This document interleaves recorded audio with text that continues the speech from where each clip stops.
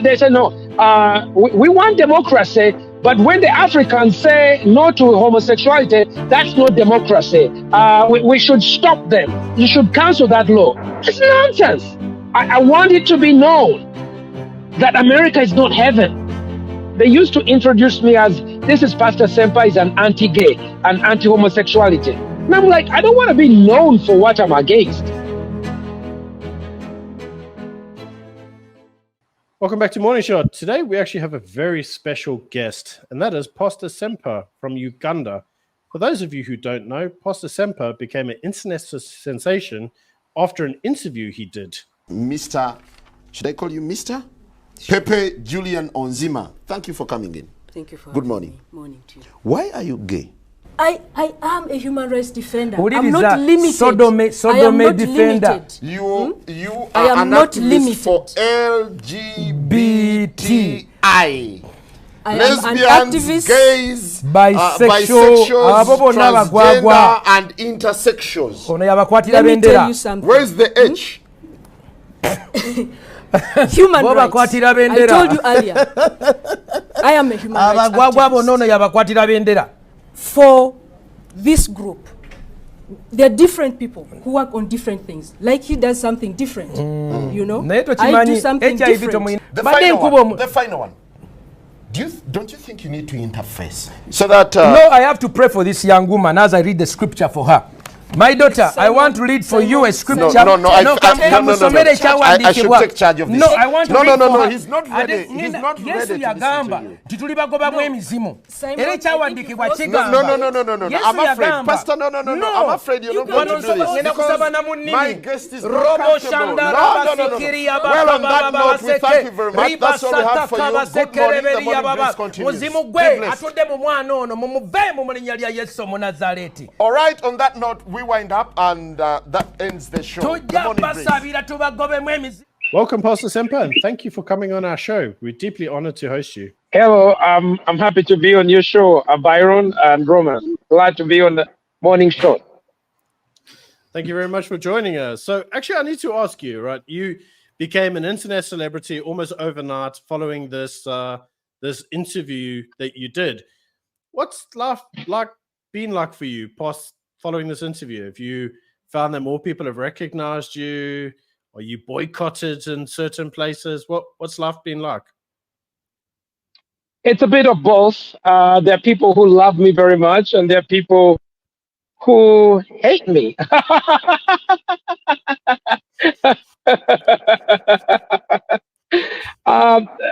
The thing I like about that interview is that I think everybody thinks they won. You know, people who support Pepe Onzima, the LGBT, they think she won. They think she stole the show. People who support me, they said, Pepe was doing okay until Pastor came in with the carrots and the cucumbers, and then the show really picked up. And then the people who love Simon Njala, they're like, I think he's such a brilliant, he just doesn't know he's such an honest fellow. He's asking questions no one is asking. Pepe received awards for that interview, from different people. I did not receive any award. I saw Justice Smollett. I think he was involved in giving an award to Pepe Onzima for being in that show. Everybody's like, "Oh my gosh, you must have really suffered being with Pastor Ssempa." I think it's overrated.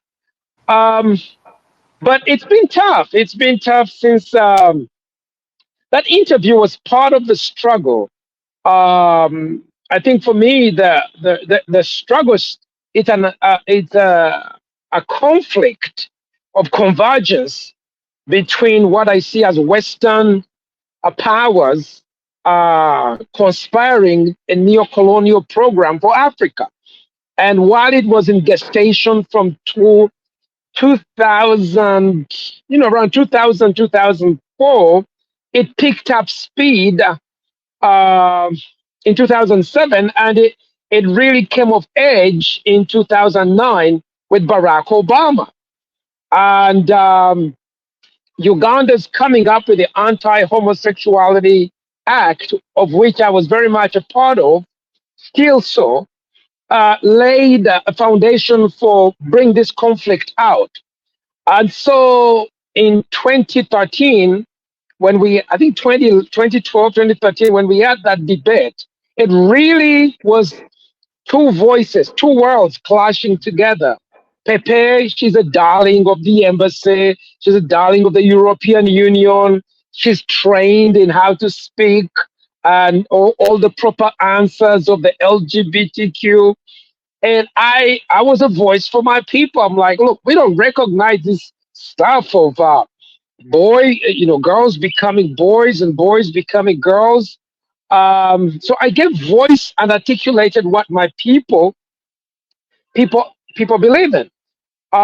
It was rough after that, I have to say, Byron and Roman, but it wasn't the interview. It was being targeted, and I will share with you more about that. Targeted for court cases at ICC, targeted for court cases in American federal court. When they can't win an argument, they find ways of trying to destroy you. You know, it's been tough economically. I mean, I suffered financial, I would say, bankruptcy or distress, because all my professional sources of income, I'm a public health specialist. It was all shut down. I'm a speaker in abstinence education churches. It was shut down. My good friends, I used to speak in some of the biggest churches in America. Rick Warren of Saddleback Church was my close friend. Willow Creek in Illinois is I think the biggest church in America. They had given us an award. My wife's church in Las Vegas, they had to separate from me because they were under so much attack. They were being demonized. How can you be a friend of Pastor Ssempa, who, quote unquote, is a gay killer? You know, they recreate you in the worst form possible. So Pastor, I have. So if I may, Pastor, what are your arguments? Is your argument that homosexuality itself is one thing, but what you are fighting is neo-colonialism? In other words, America is pushing LGBTQ ideology into Africa on purpose for what? To make it less competitive, to make it a vassal state of the US? Why is America doing this to your people? I think that that's a question they often ask me. What are the benefits? You're asking like a logical person. What are the benefits that the West gains out of imposing this lifestyle on us? And I really have to say there's no benefits. It doesn't make any sense to me. I came into this debate as an HIV/AIDS specialist.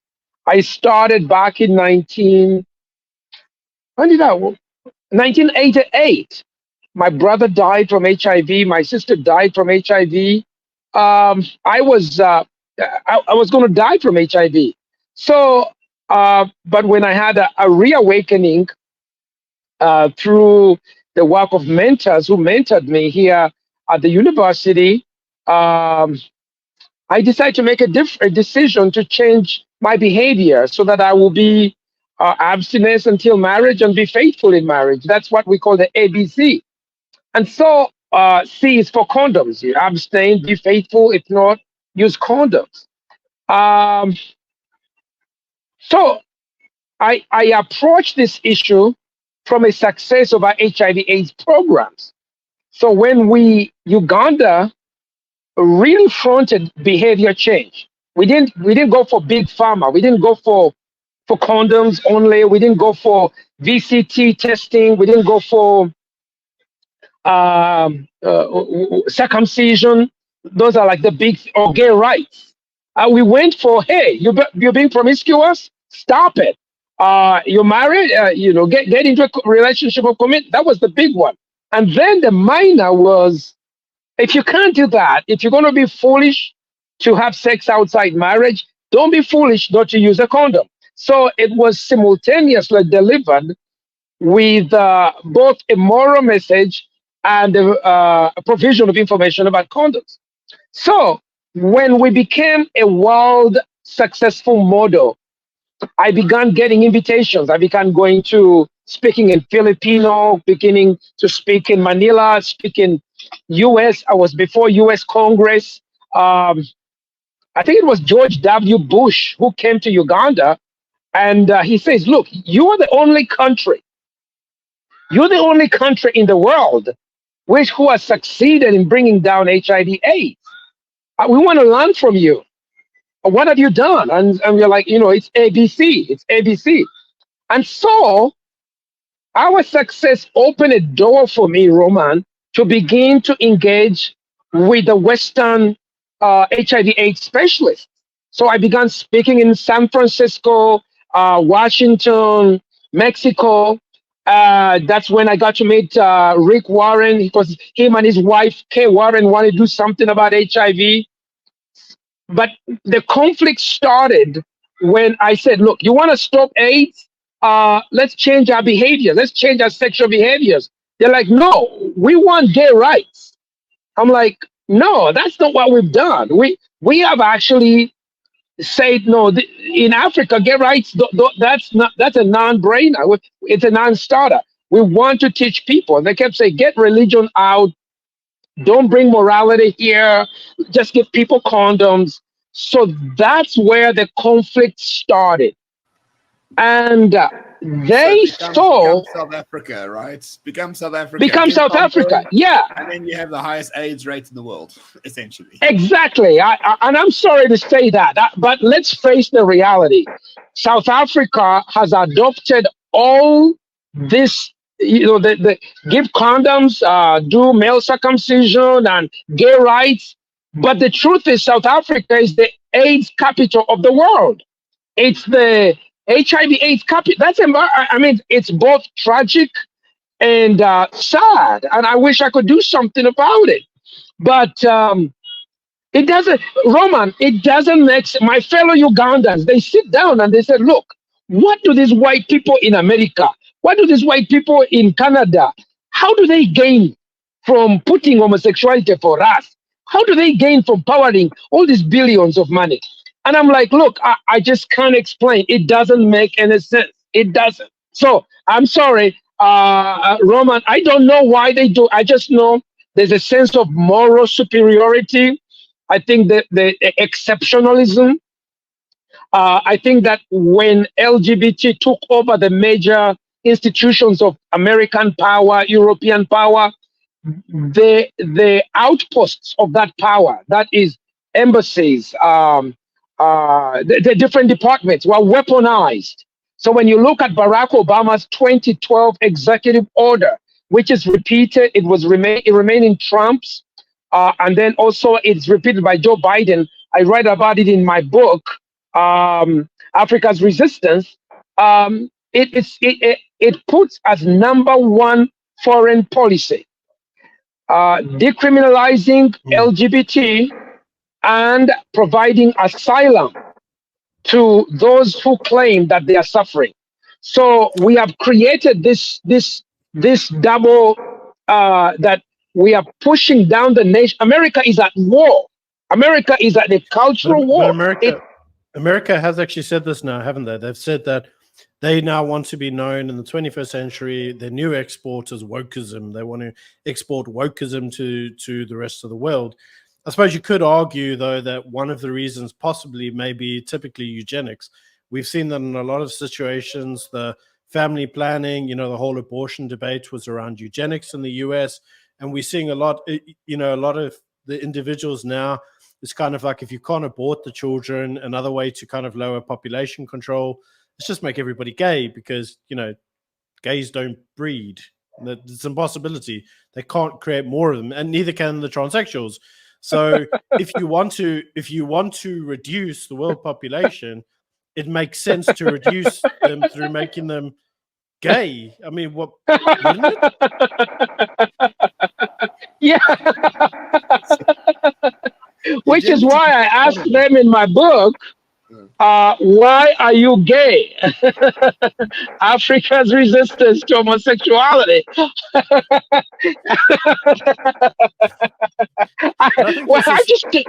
I just don't understand it, Byron. Again, I keep coming back to that debate. It's a simple question. Why? Why? It doesn't make sense. Yeah, I think. Go ahead, Byron. Sorry. Yeah, I think one of the great weirdness now, especially now, is you may recall there was a point in time when they used to say being gay was a biological thing. You couldn't. It wasn't something that you could change. It was innate. It was a characteristic. It wasn't a choice. But now, the more you see the debate progress, the more you see that they're kind of saying, well, actually, it is a choice. It is a lifestyle choice. And in many instances, we are seeing that in the West, the new generation, the youngest generation, is identifying as LGBTQ more and more and more than any other generation has in the history of humanity, which leads one to believe that it's possible that the likelihood is that people are joining the movement through choice. It's been identified as something that's desirable. Now, during that debate, you actually highlighted this yourself, and you said the very interesting thing is that the apologists, if you want, because we consider this to basically be a new religion, and the apologists that come out there, they kind of like do the speeches with parties like you, and then as you identified, they go away, and then they're almost trained on how to make the speech better next time. You know, and you identified, you said sometimes they come out as gay, and then it's homosexual, and then it's like same-sex attraction, and then it's like love is love, and they try to soften the language as time goes by to the point where like kind of anything goes, and the topic has been diluted to the point where it's like, what are we arguing about again?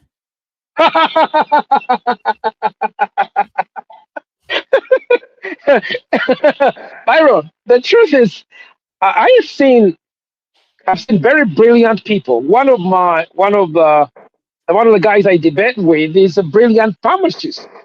I mean, he's really scientific, but because he's chosen to promote the LGBT, he went to study in Harvard and MIT. He really bends over towards that agenda, but the arguments don't make any sense, and they begin to cheer when somebody makes this most simplest statement, like, "Oh my gosh, it's profound."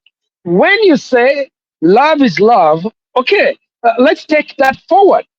If love is love, then man is man, woman is woman, sex is sex, black is black, white is white, babies are babies. I mean, it's nothing. It's just a harsh, lovey sounding phrase with absolutely no logical basis.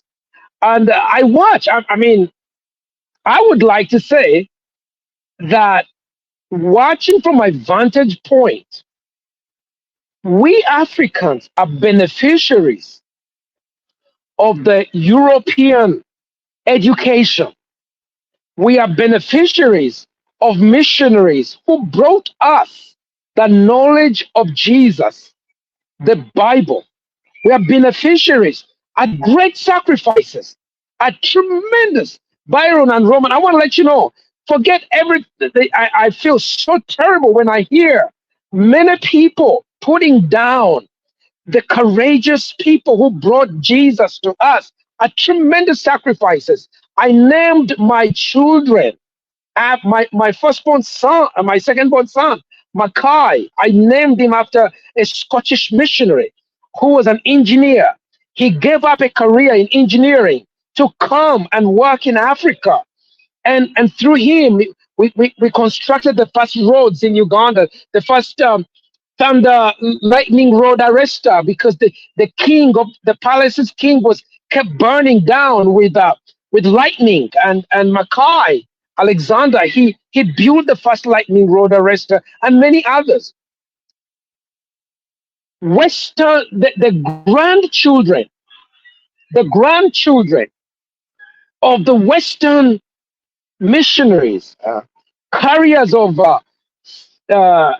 education, civilization, their children now have abandoned the very basics of anything, and journalism, debate, and rhetoric, the very basic of education.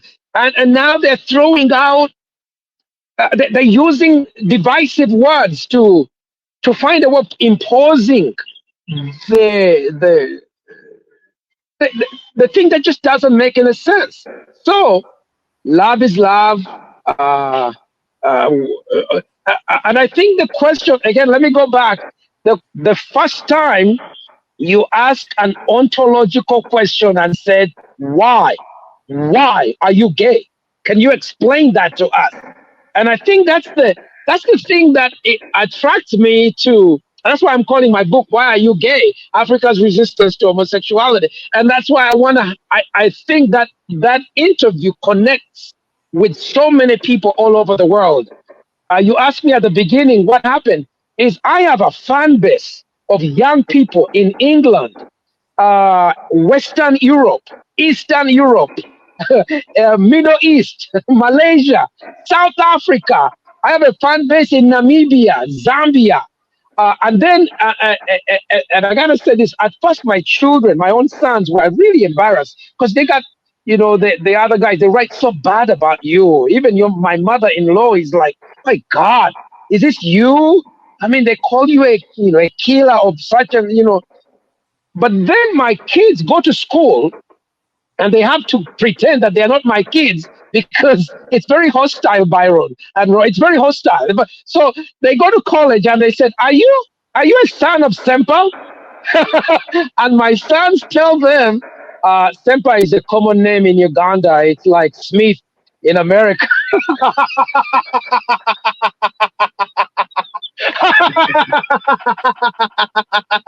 And it's not. But then their classmates begin to turn to them and like, I like this guy Ssempa. I like him. Everything was going fine until he showed up with a cucumber and carrots. I love it. So then my kids discovered that their dad somehow by accident became a hero. And now they can laugh all about it. Let me just stop here. Continue with your questions.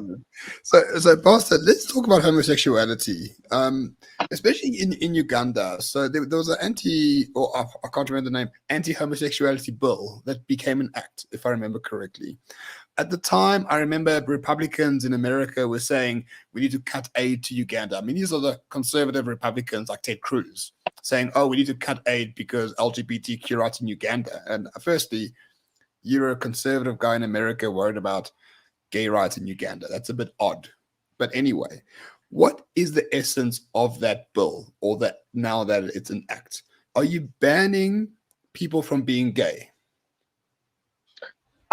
First of all, the act is called the Anti-Homosexuality Act.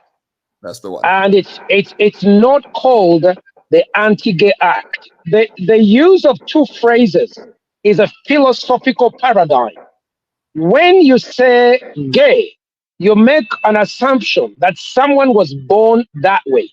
And with the evolution of the Western world, it's at that point where people are not homosexuals, but they are quote unquote gay because they claim they were born that way. And they are asking for rights as if you're based on your color of your skin, which is immutable, but yet sexual preference changes.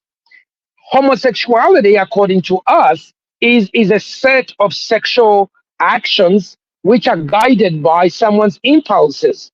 And impulses, we believe, can be regulated by someone's decision.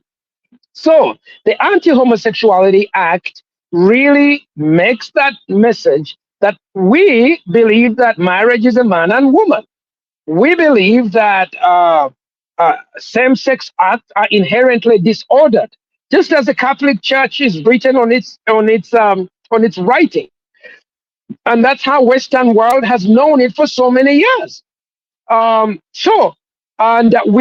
are rejecting it. The message is Uganda is rejecting the effort of the Western world to impose propaganda, homosexual films in soap operas, in companies, movie companies, whether projects that they do, whether it's donating mosquito net, it's always having a component. So the anti-homosexuality law is a response to the efforts of the Western world to impose homosexuality. Now, in my book, for the first time, an African has written a manifesto of what these guys are about. In my research, I came across this agenda.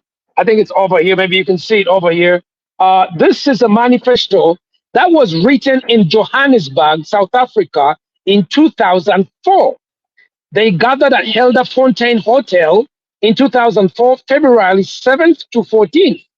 And they called the few homosexuals that were in Africa, and it was guided by World Bank, UNAIDS, Coalition of Lesbians, Girls, Gay and Lesbians of Zimbabwe. Keith Goddard is an European gentleman who was writing that.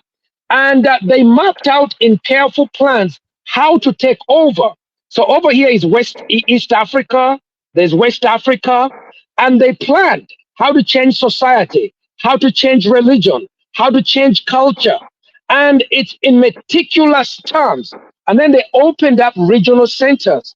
A regional center for East Africa was put in Nairobi, funded in careful terms. World Bank, Ford Foundation, then the usual suspects, George Soros, Open Society. Now, for the South, the regional headquarters is in Johannesburg, South Africa, and then in West Africa. So this movement has been 20 years in gestation. That was 2004. This is 2024. The collective effort of imposing, funding, recruiting, blackmailing. This is the response. It's not only in Uganda. You see it in Kenya, you see it in Ghana, you see it in Malawi, you see it rising in Zambia. There has been a collective Western effort. I document this in my book, which is coming out next month. I document it meticulously. It's taken 25 years of research and 10 years of writing. So the effort of the law is to stop the recruitment of our young people. But the law against homosexuality is already there. We have a law that says anybody found in same-sex behaviors commits a crime and is subject to be imprisoned for 7 years. It's already on our penal code, although it's not being enforced because of a lot of weakening. You can imagine the Europeans, they've been doing seminars with the police. They come up with every grant. There's one called Justice and Law Order Sector. And they tell the police, and they said, do not pursue crimes of homosexuality. And then they set up a very complicated security system where any homosexual who is arrested for rape, for pedophile, for sex, anything, has a connection with Washington, D.C. State Department, so that anytime someone is arrested for homosexuality, they have a phone call, they call in Washington, and then Washington immediately uses its tremendous power to bully the police stations in Uganda to release these people without investigation. They keep crying out so many. So we are caught between a very difficult place, Roman. We are caught in a place where political power of the Western Hemisphere is being imposed on the African government. And we on the ground are seeing this thing. We see that there is always a story of victimhood. I always used to hear victimhood. People asking for asylum. People claiming they have been wounded. In my research, I came up with why there's a constant flow of victim stories. It's because in the projects of the Europeans, You can only get visas, asylum. You can only get crisis emergency funds if you claim that something bad has happened to you. You've been thrown out of your house. You've lost your job. People have talked to you badly. Somebody's attacked you. It's ridiculous. Actually, I mean, we suffer so much. I mean, you can look at South Africa. There is constant carjacking. There's many. I mean, South Africa is the rape capital of the world. And now we know that's because of criminality, but they want to create this exceptionalism that if someone who identifies as a homosexual suffers some kind of pain, it must be the business of the American president to quickly run. You remember when I think let me end with this point. In Malawi during 2012, Bingwa Mutharika, who was the president of Malawi, arrested two guys who had made some kind of funny wedding, and they were arrested according to the law. It was Ban Ki-moon, the Secretary of the United Nations, who flew in to Malawi and ordered the release of those people. Can you imagine the travesty of justice? Can you imagine if Uganda makes its law of democracy and makes a law? Then in America, the Republicans, and they say, no, we want democracy, but when the Africans say no to homosexuality, that's not democracy. We should stop them. You should cancel that law. It's nonsense. And they're telling us that go ahead. It's a bit like what the Democrats are doing now, right? So the Democrats turn around and say, well, we don't want the Republicans coming in because that would be undemocratic. So what we need to do is we need to suspend elections and not hold them, even though the Democratic will would be to allow your opposition to win, right? But I suppose the reason it becomes telling in this instance is because I suppose the first thing that you're really saying is that the issue in Uganda is actually should we say, the promotion of the lifestyle, so that the lifestyle is no longer deemed, as you say, gay is biological, but homosexual is choice.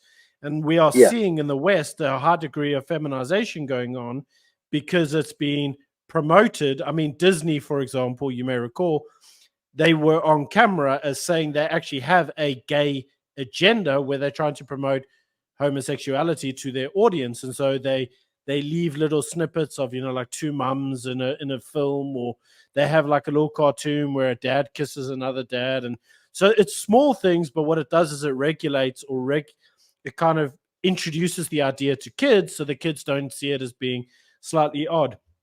But just coming back to that question of colonialism, I suppose that one thing I would ask you, or at least comment on, is obviously I'm from white European stock. My ancestors came here 100-something years ago to come to South Africa. A lot of the time, my ancestors, they didn't come here by choice. They were told by the British government, we're running a war, you kind of have to go, because they had this thing then back in the day called conscription, and you just didn't really have a choice. So they came here, and as you know, they would have imposed their will on the African population. They would have said things like, this is the gospel of Jesus Christ, and this is what morality looks like. And then you have these things of male and female, and you have these weddings and these roads and these laws. And then they kind of tell you that you should adopt a certain legal or moral framework, which over time you've done. But then they come back to you about 100 years later and go, everything we told you before, scrap that. We were wrong. Actually, you need to adopt now secular atheist thinking and, homosexual rights, and you should, have this and liberal abortion and all that stuff. And to a degree, a lot of individuals find it difficult to understand when they refer to the recolonization of Africa, what that actually means. But to a large degree, that is exactly what's going on, right? I mean, they are bringing ideas from the United States, from the European Union, and as you very rightly point out, they are imposing it on African nations, and you've given very good examples of where individuals are arrested and so forth for following their rules. So the question I would ask you after all of that is, how do you defeat that? How do you fight against it? What's the defensive look like? What's the offensive look like? I came up with the idea of straight nation, which I'm going to explain to you in just a minute. But let me start off by saying that civilized people, there is an understanding of civilizations that man is a man and a woman is a woman, and it's natural. It's a shared value. Even my enemies, when they speak about me, they said, look, Uganda is at a point where America was in the 60s and 70s, because it's very conservative and it still have that sense where America was in the 60s and 70s until just recently. So to try and create that, oh no, being anti-gay was something that the Europeans brought, is an effort to try and find moral superiority. Because in the conferences that they make,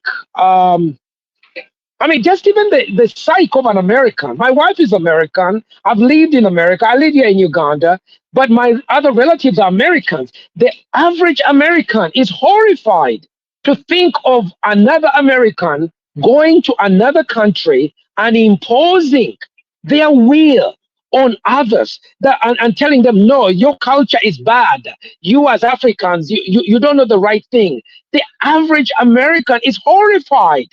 And it's absolutely unthinkable because, self-determination, autonomy, and all of these things, and my rights, it's in the heart of an American. But how do they go over that? They must recreate a new narrative. They create a new narrative and say that Africans were pro-gay before the Europeans came. And that Africans was like San Francisco or gay capital before the Europeans came. So we, the LGBTQ human rights campaign, we are going to liberate the Africans from the quote unquote fundamentalist white missionaries who confused them and misled them. So they are funding books by the dozen. I have their notes in my book. I see Ford Foundation telling people, look, can you write African books that claim that it was okay to be LGBTQ before the Europeans came? And that's why you see so many of them. One of my heroes, interestingly, is the South African king, the Amazulu Goodwill Zwelithini III, who gave a speech at the commemoration of the Battle of Sandluana in 2012 that shook up a bit of South Africa. I'm sure you probably remember that. But when I was doing research, I cannot tell you how proud I am of King Goodwill Zwelithini III. He says, look, gays are rotten. We never had gays in our African culture. If you are going to practice it, know that it is not in our culture. We have never had it in our culture as Africans. And if you're going to do it, you do it. And if you feel bad, you go feel bad. But know that for us as Africans, we've never had it. Now, of course, I don't know what happened. If that was up, they gathered to ask him to do an apology with all these human rights agenda and conferences. He's done something absolutely unthinkable. And he used that opportunity to explain to them the long history of the Zulu. And Zulu are related to us in Baganda. We are part of the Bantu stock. So I completely identified with him. In fact, I put up now his posters in my lectures. Whenever I do a lecture, I have the poster and the quotation of the Amazulu King Goodwill Zwelithini III. And I know the effort is to silence African voices like him. The effort is to silence African voices like me, the intellectual. We are the bad Negroes. I said there's a new form of racism. It's like the good Negro, bad Negro, good African, bad African. The good African is the one who's pro-gay, okay? That or the good African president. He doesn't, and all this. Yeah. I apologize. Julius Malema in South Africa. Do you know of him, Julius Malema? Yes, I do. I consider him a quack. We consider him far worse than that. But Julius Malema keeps talking about being the quintessential African son of the soil. He wants the whites to go away. He wants to take the land back. But yet he is supremely pro-LGBT rights. How do you explain that? How can you be the son of the soil, a black nationalist, hate whites, but still is against the Anti-Homosexuality Act of Uganda? And he had a protest in public in opposition to the this. anti-Uganda boy, yeah, that's right. Yeah. How do you explain that? I think there are demons. There are demons that are in Malema, Julius. There are bad spirits that have settled in him, and he needs to come to Uganda, and we conduct ceremonies of Africans to get rid of those demons. Because what a total embarrassment! What a total embarrassment Malema is. I could not believe it, and I actually did maybe a 10-minute video telling him that you are absolutely insane. Now, I think that we are dealing with the clutches of socialism, because the liberation movement of the anti-apartheid movement and the Black liberation movement had a lot of support from the Cuban, from the Soviet Union, and at that time, Soviet Union was, anti-Christ. There was anti-religion, and because of that, they had embraced homosexuality. When you don't have faith in God, anything goes. You will use anything. You cannot have convictions. So I think there is a convergence of the leftovers of Marxist socialism, which was anti-religion. That's part of the driving thing. And then the money of the Western world, the money of wanting to appear to be loved by the European elites, to be loved by the same people that he says is fighting, the same people that he says is fighting for black rights. He's a prostitute. Malema is a prostitute. That's what it is. I absolutely have no good words for Julius. He's a total embarrassment. And can't he? This is what Amazulu Goodwill Zwelithini said. He says, if this is what you think, you are rotten. You are rotten. So I will use the Amazulu's word to answer. Is Malema greater than the Amazulu Goodwill Zwelithini? Is Malema a cultural leader? Is he an elder? He's not. So anyway, I get a bit hot under my collar when I talk about him. Yeah, please. Can I ask you, Pastor? So yes, Julius famously tells us, even though we've been in Africa for like 100 and something years, he tells us that we're all foreigners and we should go back to Europe. Am I European or am I African? Over to you. I have to say this, that I married a white woman from Long Island, New York. And we've been married 31 years. I approach the issue of race from a different position.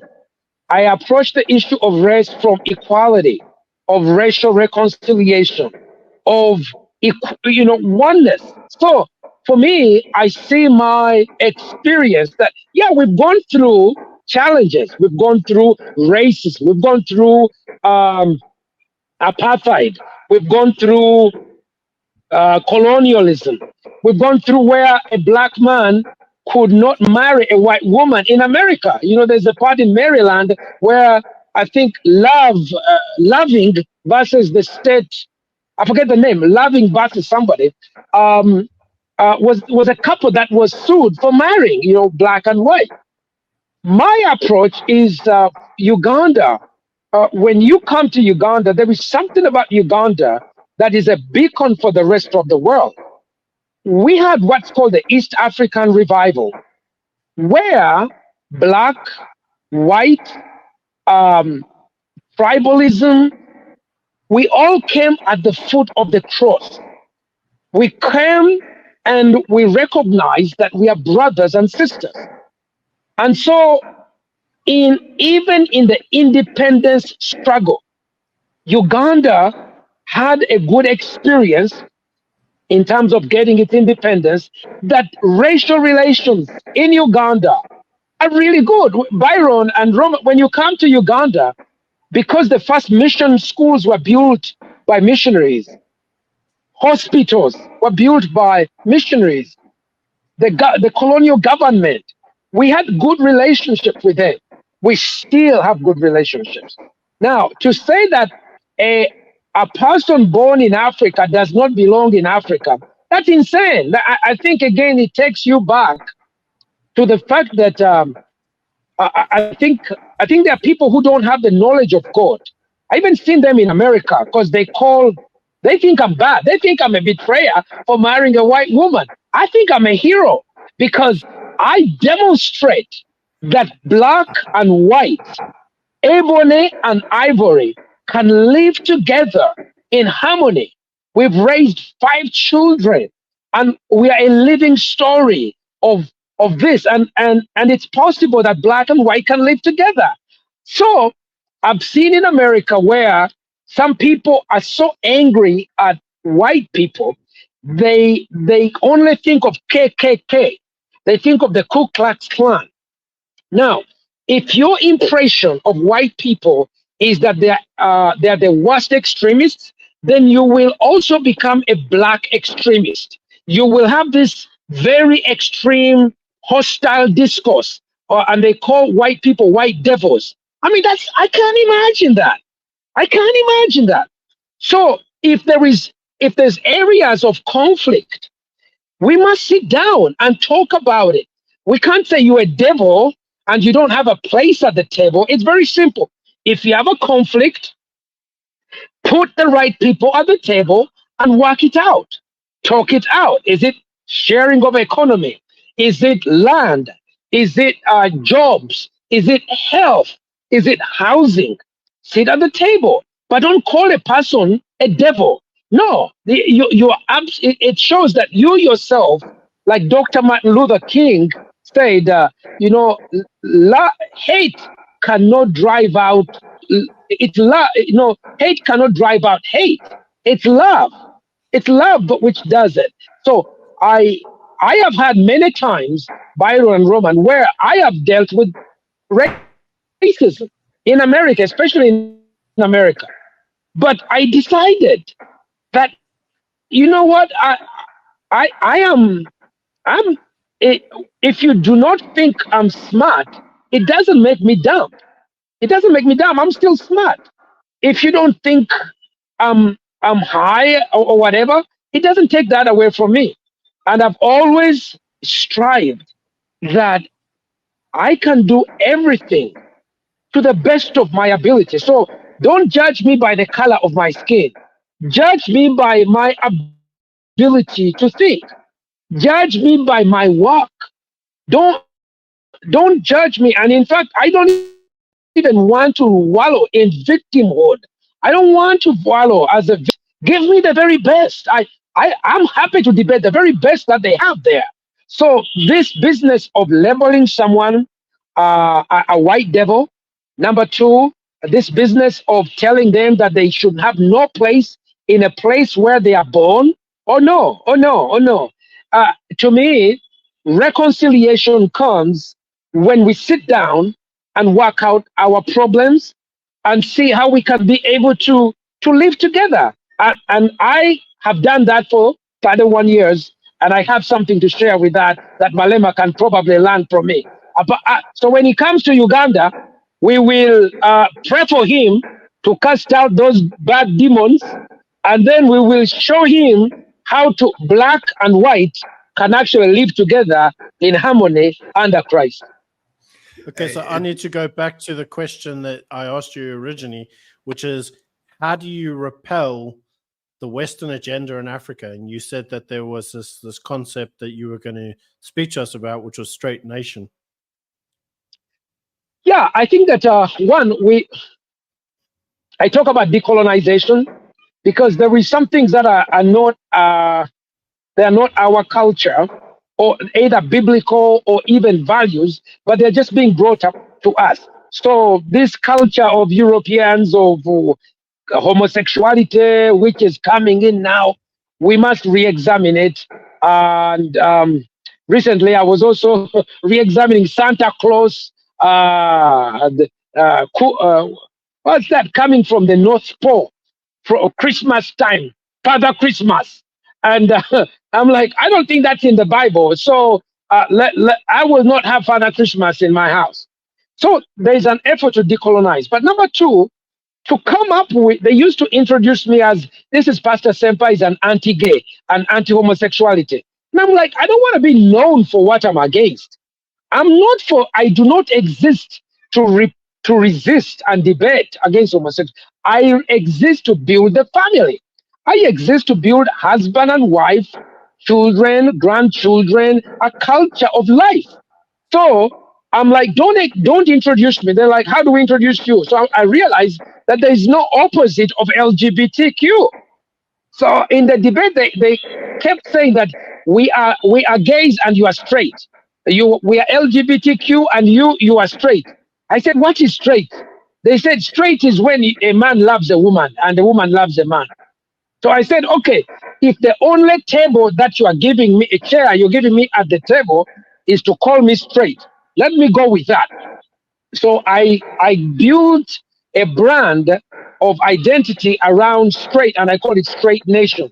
Straight Nation exists to promote marriage between husband and wife, raising children. It exists to defend the natural family from attacks. Some of them are the homosexuals, some of them are other, pornography, drugs, and others.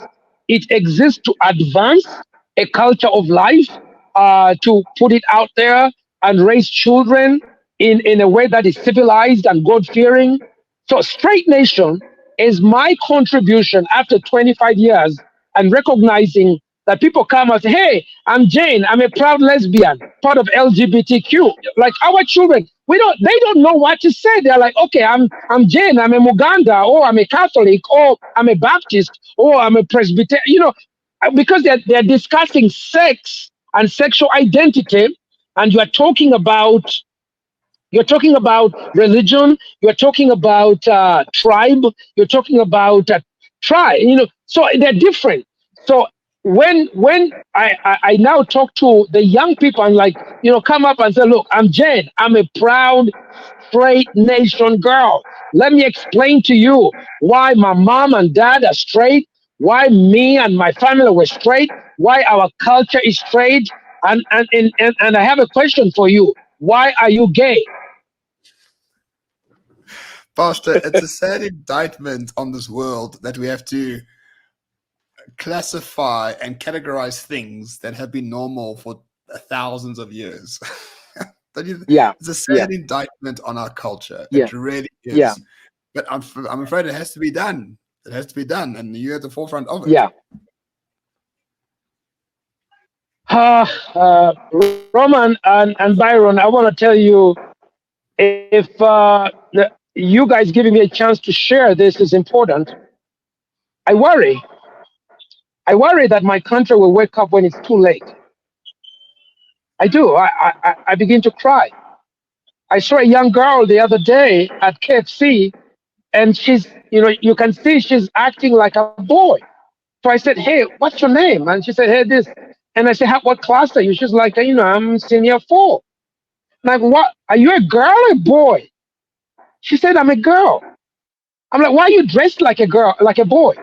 She says, I feel comfortable this way.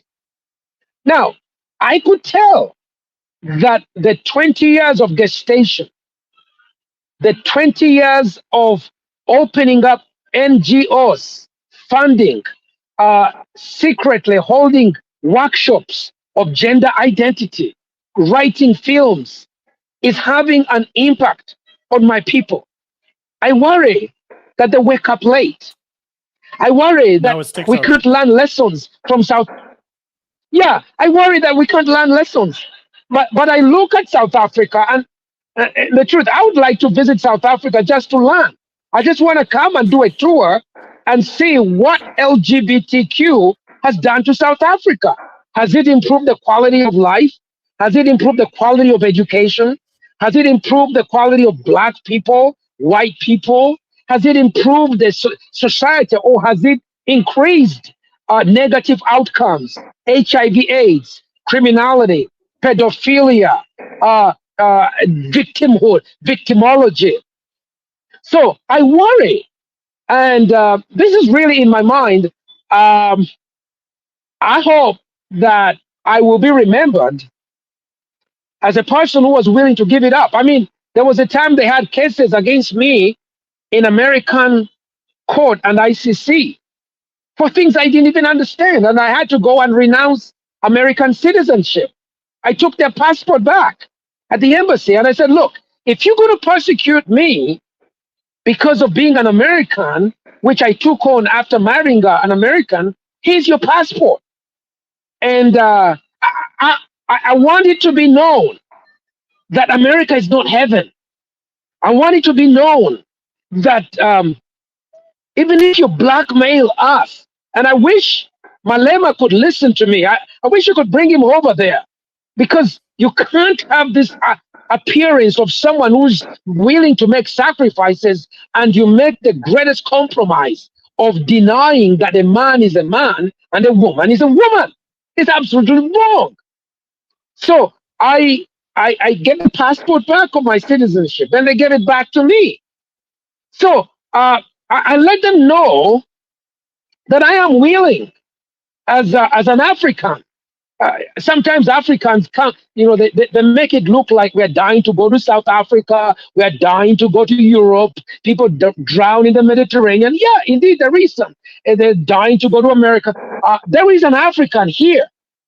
It must be known, who does not think that America is heaven, and that it's better to be a civilized man, woman, to perpetuate society. Because Malema needs to know, if you bring this whole thing of this transgenderism, people no longer there'll be no future.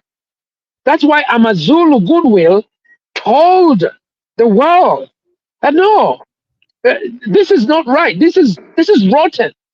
So if there are people there who are willing to support what I am doing, if there are people who are willing to say, Pastor Ssempa, we want to buy a copy of your book. My book will be out next month, Africa's Resistance to Homosexuality.